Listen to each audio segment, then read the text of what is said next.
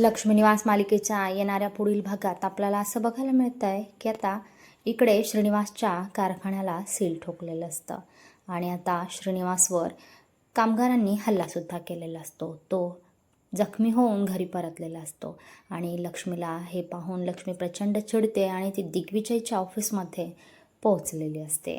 दिग्विजयला ती म्हणते की तुम्हाला काय वाटलं माझा नवऱ्याचा पराभव झाला, तर तसं नाही आहे. तर आजपासून तुमच्या पराभवाला सुरुवात झालेली आहे आणि तुमच्या श्रीमंतीचा माज ही लक्ष्मी एक ना एक दिवस नक्कीच उतरवणार, असं ती खुलं चॅलेंज आपल्या भावाला म्हणजेच दिग्विजयला देत असते.